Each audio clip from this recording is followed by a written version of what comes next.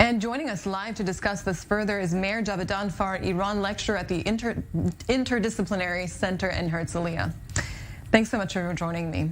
Thank you. Now, first of all, what in your view will this joint Israel-U.S. strategy against Iran include?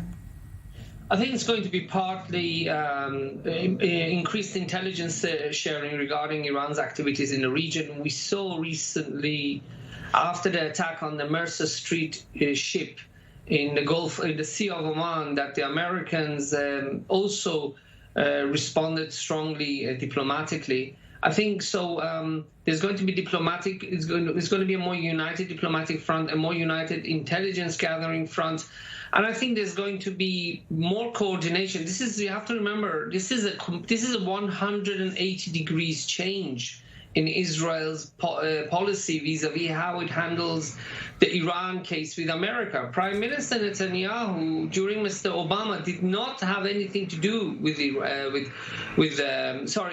Biden. He did not have anything to do. He did not communicate with him. He did not coordinate with him. There were conversations, but he was basically almost boycotting it. So Israel's now, as part of the new strategy, which the government is pursuing, wants to be a stakeholder in the way America reacts to the question of Iran. So we're going to see a more united front. And since Mr. Burns is the head of the CIA, I think there's going to be most probably closer intelligence gathering cooperation between the two countries, as well as I mentioned, a more united diplomatic front.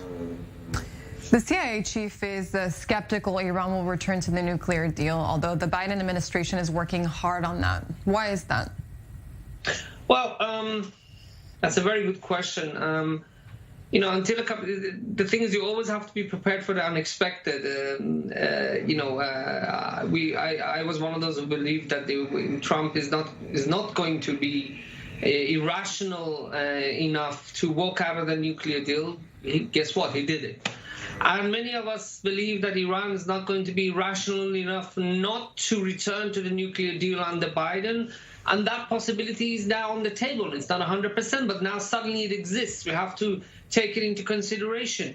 It seems that the Islamic Republic is in a big, is facing a challenge. On the one hand, it wants to, returning to the nuclear negotiations or to the JCPOA will help its economy, no question. But on the other hand, the Islamic Republic, because of its behavior during the JCPOA, such as firing a missile calling for the destruction of Israel or increased presence in Syria, has brought about a situation where Biden is saying, no, we will not return to the JCPOA unless you sign up that there will be follow-up negotiations over Iran's presence and over Iran's missile program. And Ayatollah Khamenei, it seems that he's not ready for that.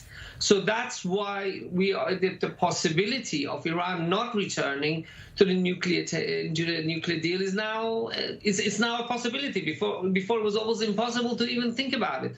So we have to always be ready for all scenarios, and that's one scenario that both the United States and Israel are getting prepared, because it seems Ayatollah Khamenei is very adamant that he doesn't want to follow up negotiations on Iran's missile program and presence in the region. Raisi has called Macron to urge him to guarantee Iran's rights in the agreements. What exactly does Iran want? What are Raisi's demands? Look, the Iranians feel, as much as, I don't like this regime, nobody likes this regime, they feel they were wronged. They feel that, and they have some, there is some validity to that. Trump walked out of the nuclear deal without Iran breaking it. If Iran had broken the deal, then that would have been justifiable.